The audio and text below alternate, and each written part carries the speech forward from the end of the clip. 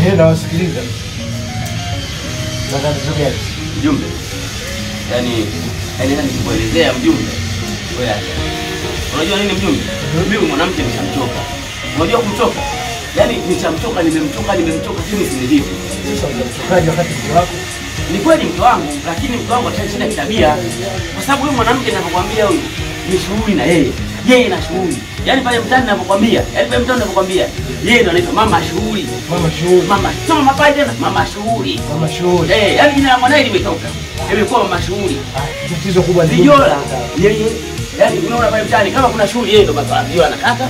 Pale mtaani kama sisi kuna ngoma yeye ndo kila kitu anafanya yeye. Sisi kuna ngoma vya Uruguay na nini yeye ndo anaifanya yeye. Yaani inafikia hatua hata haki ya msingi naikosa.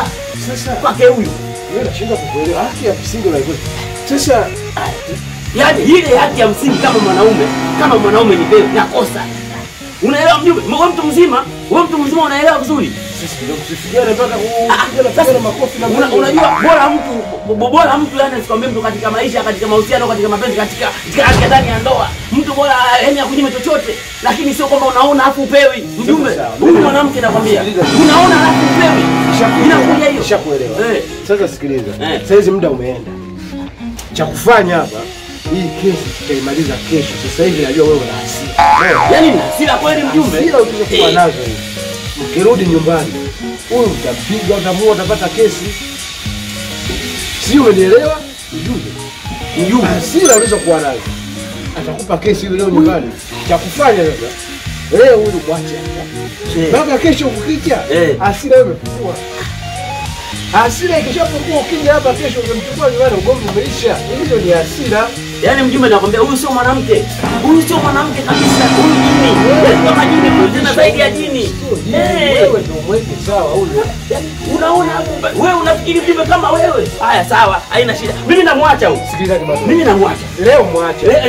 Leo mwache. Kesho asubuhi. Njoo. Nije asubuhi. Kesho kuja asubuhi. Hasira wewe zimepungua. Haina shida. Kwa tutayaweka sawa. Mimi namwacha. Wewe mkuta. Haina neno. Sasa haina shida. Sasa wewe mwambie mama, mama sipo ndani. Mama bwana mamako bwana amesafiri tangu juzi. Tangu juzi amesafiri. Ila wewe muache. Mama. Hapo mjumbe. Usubiri kwanza. Tulia. Wewe ni tulia. Unaniambiaje? Mama hayupo ndani. Akapumzike. Huyu alale kwako. Mama hayupo ndani. Amesafiri. Humu chumba kimoja hiki. Unachona wewe au unachona bana? Kimoja. Sasa ndaraka kumba Mjumbe nisikize kuna nikwambia. Mama hayupo ndani. Huyu analala kwako wewe. Alafu asubuhi mimi ndo nije hapa. Sasa jaji zimekuwa nini? Unataka tusuluhishe au unataka sasa tuombe? Muache huyu akapumzike ndani. Mjumbe, wewe nenda.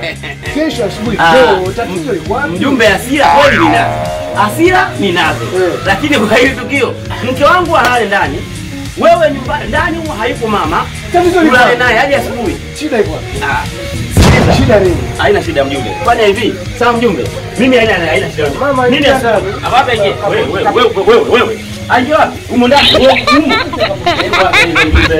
Nataka kumtania. Wewe nani? Nani? Unataka kwenda? Mjumbe, jamaliza mimi mwenyewe nyumbani.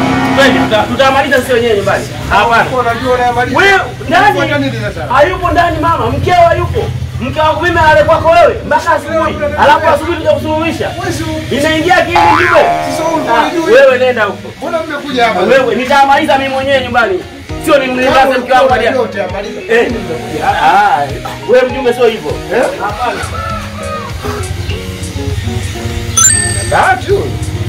Ingewacha ingie ndani. Alafu kesho aje. Sijui kama ningemchukua dada, singerudi tena kwapi. Angemkataa kabisa.